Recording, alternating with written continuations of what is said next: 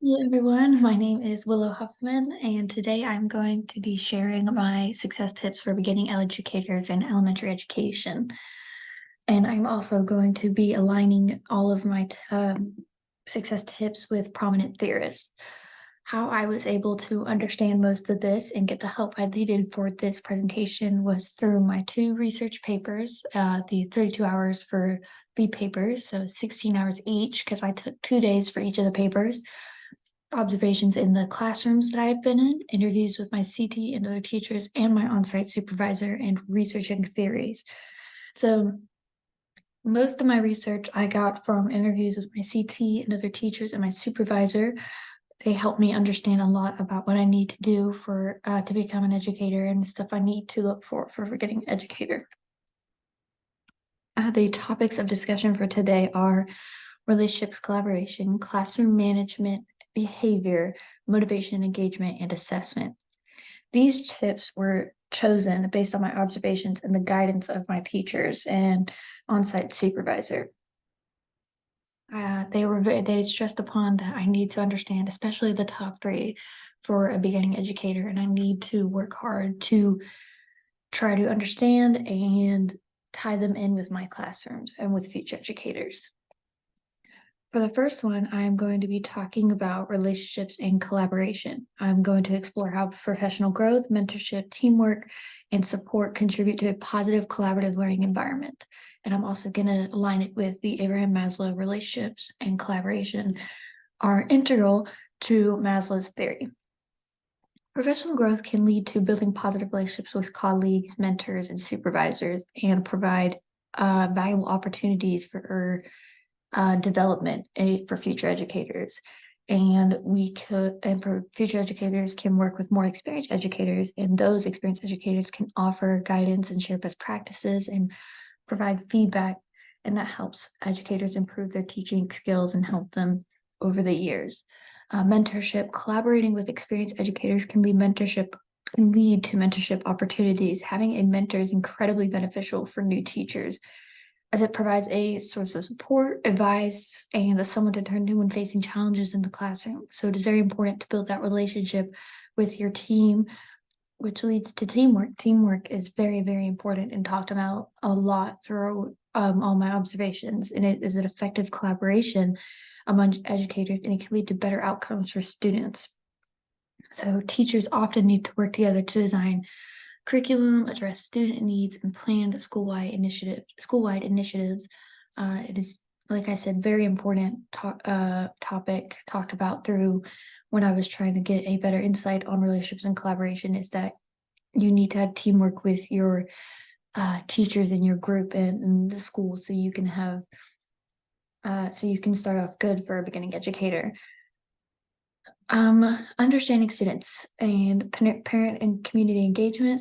Parent and community engagement. I'm gonna start with that. Building relationships extend beyond colleagues, and you can extend it to parents and community engagement. And engaging with parents and community members can lead to stronger support for education and more positive outcomes for students and for you as a future educator. Understanding students. Now, this is very important, and a lot of the teachers I talked about how you need to understand students in multiple ways. So collaboration with colleagues allows future educators to better understand their students and what they need. Sharing insights and strategies for working with different types of learners can help educators tailor their teaching to meet diverse needs. So we need to make sure that we understand students and what they need. So how this ties or aligns with the Maslow's theory, it addresses the social and emotional needs of students. They provide the foundation for creating a safe and supportive learning environment where we provide future educators the foundation for creating a safe and supportive learning environment where students can thrive, feel valued, and work toward their self-actualization. And when students are part of a caring and collaborative community, they are more likely to be motivated, engaged, successful on the educational journey. So we need to make sure that relationship and collaboration are very, very good for future educators. Moving on to classroom management behavior, I'm going to discuss how effective management enhances teacher confidence, reduces stress, creates an effective learning environment, preventing and addressing challenges, parent and administrator relationships, and how it ties in with B.F. Skinner's behaviorism theory. Teacher confidence and stress reduction. So I learned from my on-site supervisor that new beginning educators may experience a lot of stress and anxiety, especially when faced with challenging behavior. So an effective classroom management provides that sense of control and it boosts confidence. And when teachers feel more in charge of their classrooms, they can focus on instruction rather than discipline. So learning from my classes, it is very important to set that boundary with your classroom management and instruction. You don't want to put all your attention onto one misbehaving student at all times, because then you're not really helping with the rest of the classroom. Parent and administrator relationships. Strong classroom management can lead to positive relationship with parents and administrators. So it demonstrates professionalism and commitment to creating a productive learning environment. And for beginning educators, these relationships can be vital for support and career advancement for them. Creating an effective learning environment.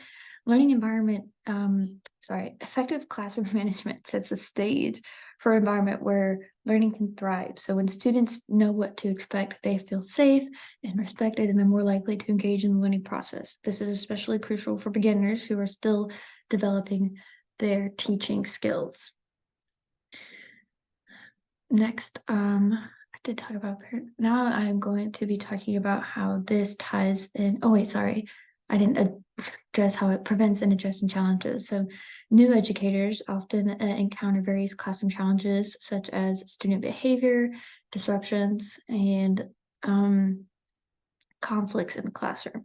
So it is very hard for beginning educators to kind of move into that schedule or state almost on how to deal with these challenges and prevent these challenges and addressing these challenges. And that's something I have had a lot of questions about, because it's something I'm not ready yet to handle. When you become a future educator, you don't know what you're going to handle. You don't know what students may bring you. So classroom management skills can help teachers prevent many of these issues and address them when they arise. So this is very crucial in maintaining a positive and productive learning atmosphere for your classroom as a future educator.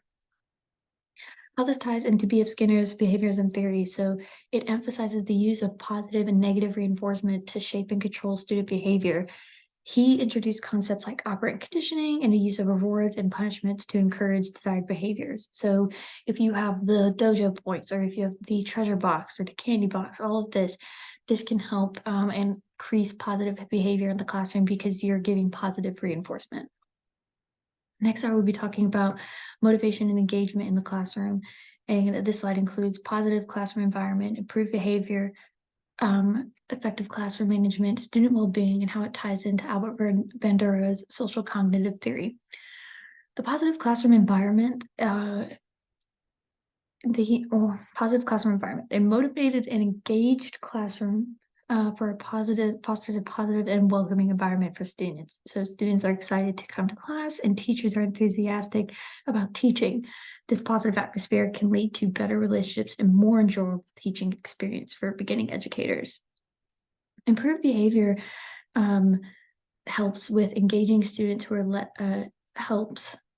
So if you are engaging students in the curriculum, if you're engaging students in the class, they are less likely to exhibit this disruptive behavior. So when students are involved in learning and finding content interesting, there is less room for boredom and distractions. Effective classroom management. An engaged and motivated class is easier to manage with students actively participating and eager to learn. Teachers spend less time dealing with behavior issues and more time teaching. So as I said in the last slide, if you are spending one time working with another student trying to help with the behavior, not focusing on the rest of the classroom, so you need to make sure that you are spending your time teaching as a beginning educator.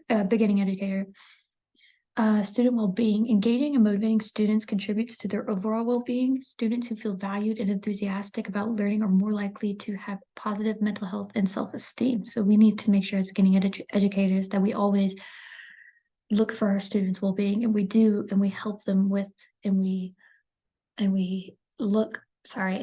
them with what they need, and we work with them and meet their desired needs. And as we create that teamwork among the other teachers, so everybody has an understanding of what these students need. How this ties into Albert Bandura's social cognitive theory is the theory emphasizes the role of observational learning and self-regulation and motivation. It highlights the importance of modeling and providing students with opportunities to observe and imitate behaviors that can lead to success. So if we're positive and we motivate and we keep students engaged, we can help lead the student to success in the future. Lastly, I'm going to be talking about the assessment. I'll touch on providing feedback, measuring learning outcomes, identifying learning gaps, and supporting differentiation, and how this ties into Bloom's taxonomy of educational objectives. Providing feedback. So feedback is a fundamental aspect of assessment and offering students insights to their performances and guiding them toward improvement. It serves as a bridge between the assessment and learning, promoting the continuous cycle of growth. So if we continue to provide feedback on students and positive feedback, and the constructive and timely feedback will help students understand where they can excel and where they can improve. It addresses specific strength and areas for development, fostering a deeper understanding for the content. Like in that TED Talk video where she did the +2 instead of the -18 to show that the student got 2 right and they can do more to get better and the student will work harder. Measuring learning outcomes. So assessment is designed to measure the extent to which students have achieved and learning outcomes and objectives set for a particular course and lesson. So by aligning assessments with learning outcomes, educators can determine the effectiveness of their teaching methods and the students' grasp of the key concepts. This alignment ensures assessments serve the broader educational goals. Identifying learning gaps. So assessments are diagnostic tools that help educators identify gaps in the students' understanding. So recognizing these gaps is crucial for adapting instructional strategies to address specific learning needs. So when we as future educators are assessing, we can pinpoint areas where students are struggling or demonstrating misconceptions. And this information can guide us to instructional planning, allowing teachers to provide a targeted support where it is most needed. Supporting differentiation. Students have diverse learning needs and abilities, so differentiation in assessment acknowledges and accommodates these differences, ensuring that every student has an opportunity to succeed. So varied assessment methods like flexible formats and alternative assignments support differentiation. So by recognizing and catering to individual strengths and challenges, educators can create a more inclusive and supportive learning environment. So how this ties into Benjamin Bloom's taxonomy of educational objectives is it is a framework that classifies educational goals and objectives into different cognitive domains, ranging from lower order thinking skills to higher order thinking skills. And this taxonomy has influenced the design of assessment tasks, with assessments being created to align to specific cognitive levels for students.